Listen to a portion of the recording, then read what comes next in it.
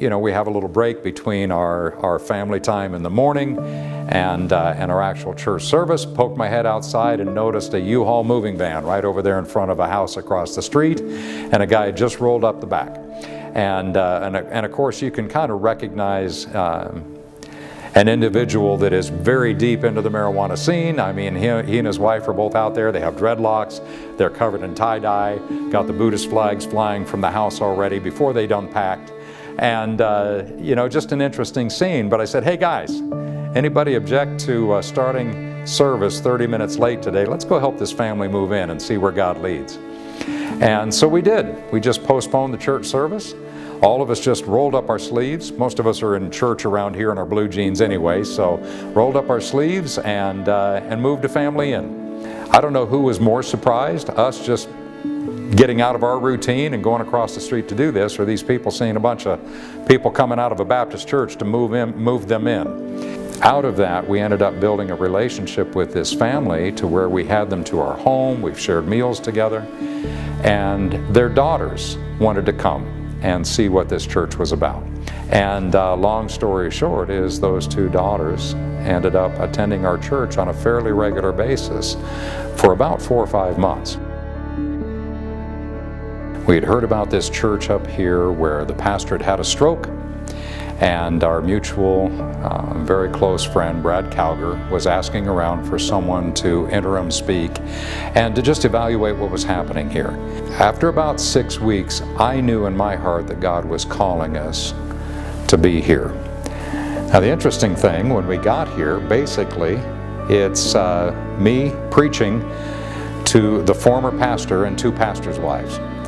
And so there are a lot of Sundays where it's just the 4 of us.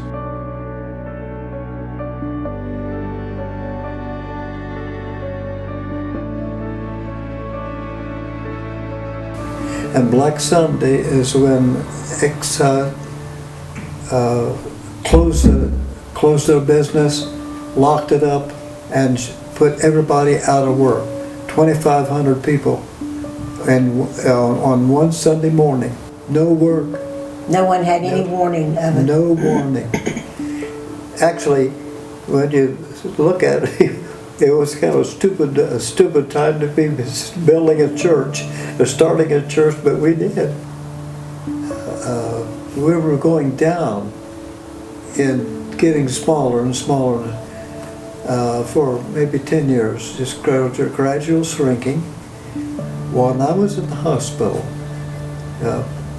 after That's 2 or when I 3 took the days, heat. yeah. Yeah, they told me after he had his stroke, he says, well, what should we do Sunday? Because it was on Saturday when he had his stroke, and I said, well, y'all can go to church and pray. Well, they didn't do that, and that really upset me. So,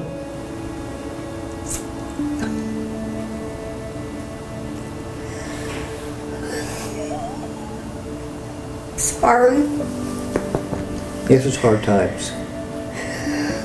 And I just told him that there was no way we would close these doors because he would be devastated when he got out of the hospital. Because he worked so hard and felt God's calling here. So we just toughed it out. But it was a hard time for me. So I was trying to deal with him, not knowing if he was going to live or not, and then dealing with the church members fighting me on keeping it open. And I just put my foot down and said, it's not going to close the doors. If I'm the only one that's here, we're not going to close the doors. And we kept it open. And God's blessed us. If this church had not been revitalized, what you saw today in service wouldn't be happening. That's what would have been lost. Opportunities to reach lost people for the Lord. Opportunities to reach people that are disenfranchised with church that is not practiced biblically. It concerns me that in some cases today, we have those outside of the church looking in and say, you know what? I really don't need that in my life. I can do without that drama. I can do without the hypocrisy. Through sharing life together. Not sharing a pew, but sharing life together. Build relationships unselfishly first. And you'll find that people will give you clues when you have permission to tell them about what's important to you as well. And if we can start with the premise that making disciples is not an optional thing for Christians, it's our calling. If we understand that the Great Commission was not for the special called few, those that are called to the mission field, those that are called to be pastors, it is a command for all disciples to become disciple makers. God calls for sacrifice. And recognizing that when God calls, He will equip, and where He equips, He will bring the harvest. This is going to happen, and it's going to happen in His timing. And if I'm called, then I just have to be faithful to that calling, and God will bring the results.